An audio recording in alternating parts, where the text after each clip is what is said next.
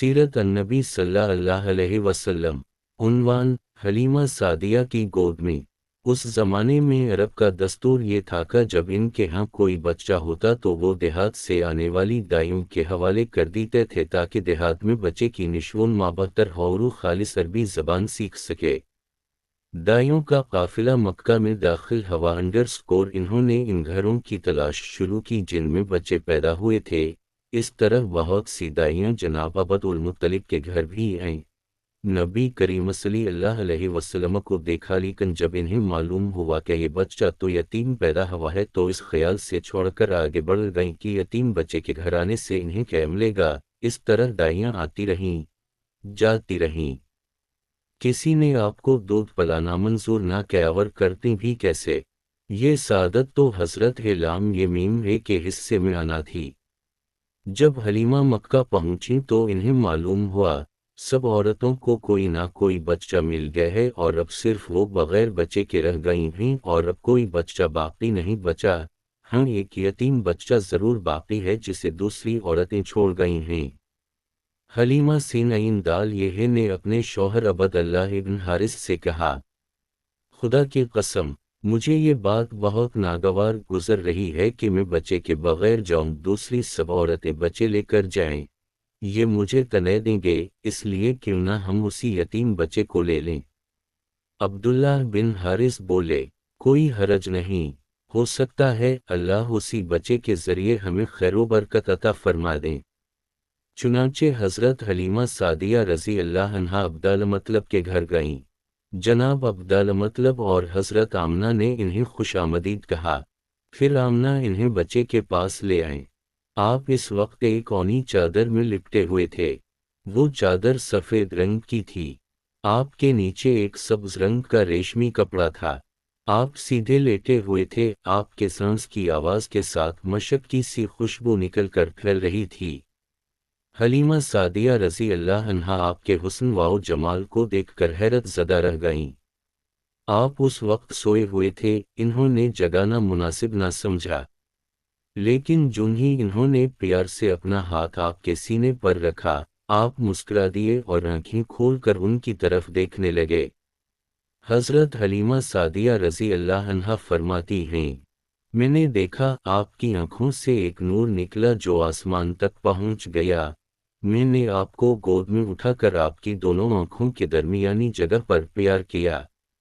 फिर मैंने आपकी वालिदा और अब्दुल मतलब से इजाज़त चाही, बच्चे के लिए काफिले में आई।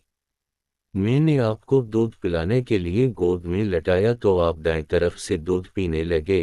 पहले मैंने बाएं तरफ से दूध पिलाना चाहा, लेकिन आपने इस तरफ से दूध ना पिया। दाएं तरफ से आप फौरन दूध पीने लगे।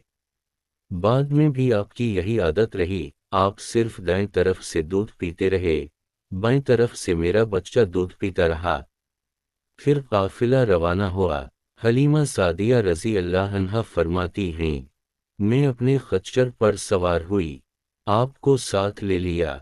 अब जो हमारा खच्चर चला तो इस कदर तेज चला कि उसने पूरे काफिले की सवारियों को पीछे छोड़ दिया। पहले वो मरील होने की बना पर सबसे पीछे रहता था।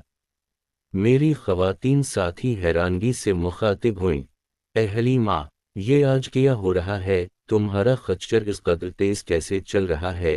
क्या ये वही खच्चर है जिस पर तुम आई थीं और जिसके लिए एक एक कदम उठाना मुश्किल था? अलामत वागैन, जवाब में उनसे कहा, बेशक ये वही खच्चर है, अल्लाह की कसम, इसका मामला अजीब है। फिर ये लोग बनो साद की बस्ती पहुंच गए। उन दिनों ये इलाका खुश्क और कहतज़दा था।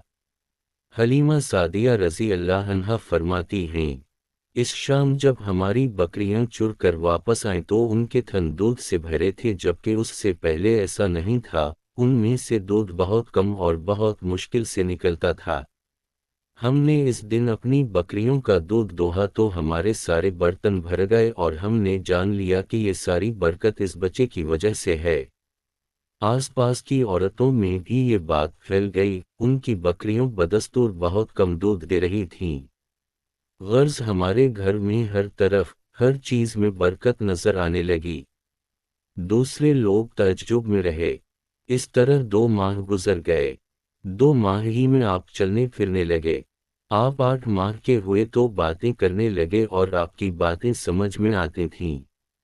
9 ماہ کی عمر میں تو آپ بہت صاف گفتگو کرنے لگے۔ اس دوران آپ کی بہت سی برکات دیکھنے میں آئیں۔ حلیمہ سعدیہ فرماتی ہیں، جب میں آپ کو اپنے گھر لے آئی تو بنو سعد کا کوئی گھرانہ ایسا نہ تھا جس سے مشک کی خوشبو نہ آتی ہو، اس طرح سب لوگ آپ سے محبت کرنے لگے۔ جب ہم نے آپ کا دودھ چھڑا تو آپ کی زبان مبارک سے یہ الفاظ نکلے، اللہ اکبر کبیرہ والحمد اللہ کثیرہ وسبحان اللہ بکرہ واسیلہ، یعنی اللہ تعالی بہت بڑا ہے، اللہ تعالیٰ کے لیے بے حد تعریف ہے اور اس کے لیے صبح و شام پاکی ہے۔ پھر جب آپ صلی اللہ علیہ وسلم 2 سال کے ہو گئے تو ہم آپ کو لے کر آپ کی والدہ کے پاس آئے۔ اس عمر کو پہنچنے کے بعد بچوں کو ماں باپ کے حوالہ کر دی جاتا تھا۔ ادھر ہم آپ کی برکات دیکھ چکے تھے اور ہماری آرزو تھی کہ ابھی آپ کچھ اور مدت ہمارے پاس رہیں۔ چنانچہ ہم نے اس بارے میں آپ کی والدہ سے بات کی، ان سے یوں کہا، آپ ہمیں اجازت دیجیے کہ ہم بچے کو 1 سال اور اپنے پاس رکھیں۔ میں ڈرتی ہوں کہیں اس پر مکہ کی بیماریوں اور آب و ہوا کا اثر نہ ہو جائے۔ جب ہم نے ان سے بار بار کہا تو حضرت آمنہ مان گئیں اور ہم آپ کو پھر اپنے گھر لے آئے۔ جب آپ کچھ بڑے ہو گئے تو باہر نکل کر بچوں نونغنہ کو دیکھتے تھے، وہ آپ کو کھیلتے نظر آتے، آپ ان کے نزدیک نہ جاتے۔ ایک روز آپ نے مجھ سے پوچھا، امی جان کیا بات ہے دن میں میرے بھائی بہن نظر نہیں آتے؟ آپ اپنے 2 شریک بھائی عبداللہ اور بہنوں انیسہ اور شیمہ کے بارے میں پوچھ رہے تھے۔ حلیمہ رضی اللہ عنہا فرماتی ہیں، میں نے آپ کو بتایا وہ صبح سویرے بکریاں چرانے جاتے ہیں، شام کے بعد گھر آتے ہیں۔ یہ جان کر آپ نے فرمایا، تب مجھے بھی ان کے ساتھ بھیج دیا کریں۔ اس کے بعد آپ اپنے بھائی بہنوں کے ساتھ جانے لگے۔ آپ خوش جاتے اور واپس آتے۔ ایسے میں ایک دن میرے بچے خوف زدہ انداز میں دوڑتے ہوئے آئے اور گھبرا کر بولے، امی جان جلدی چلیے ورنہ بھائی محمد صلی اللہ علیہ وسلم ختم ہو جائیں گے۔ یہ سن کر ہمارے تو ہوش اڑ گئے، دوڑ کر وہاں پہنچے۔ ہم نے آپ کو دیکھا، آپ کھڑے ہوئے تھے، رنگ اڑا ہوا تھا، چہرے پر زردی چھائی ہوئی تھی، اور یہ اس لیے نہیں تھا کہ آپ کو سینہ چاک کیے جانے سے کوئی تکلیف ہوئی تھی بلکہ ان فرشتوں کو دیکھ کر آپ کی حالت ہوئی تھی۔ حلیمہ سعدیہ رضی اللہ عنہا فرماتی ہیں، ہم نے آپ سے پوچھا کیا ہوا تھا؟ آپ نے بتایا، میرے پاس 2 آدمی آئے تھے، وہ سفید کپڑے پہنے ہوئے تھے، وہ دونوں حضرت جبرائیل اور حضرت میکائیل علیہ السلام تھے۔ ان دونوں میں سے ایک نے کہا، کیا یہ وہی ہیں؟ دوسرے نے جواب دیا، ہاں یہ وہی ہیں۔ پھر وہ دونوں میرے قریب آئے، مجھے پکڑا اور لٹا دی۔ اس کے بعد انہوں نے میرا پیٹ چاک کیا اور اس میں سے کوئی چیز تلاش کرنے لگے۔ آخر انہیں وہ چیز مل گئی اور انہوں نے اسے باہر نکال کر پھینک دیا۔ میں نہیں جانتا وہ کیا چیز تھی۔ اس چیز کے بارے میں دوسری روایات میں یہ وضاحت ملتی ہے کہ وہ سیاہ رنگ کا ایک دانہ سا تھا۔ یہ انسان کے جسم میں شیطان کا گھر ہوتا ہے اور شیطان انسان کے بدن میں یہیں سے اثرات ڈالتا ہے۔ حلیمہ سعدیہ رضی اللہ عنہا فرماتی ہیں، پھر ہم آپ کو گھر لے آئے۔ اس وقت وہ میرے شوہر عبد اللہ بن حارث نے مجھے سے کہا، حلیمہ مجھے ڈر ہے کہیں اس بچے کو کوئی نقصان نہ پہنچ جائے، اس لیے اسے اس کے گھر والوں کے پاس پہنچا دو۔ میں نے کہا ٹھیک ہے۔ پھر ہم آپ کو لے کر مکہ کی طرف روانہ ہوئے۔ جب میں مکہ کے بالائی علاقے میں پہنچی تو آپ اچانک غائب ہو گئے۔ میں حواس باختہ ہو گئی۔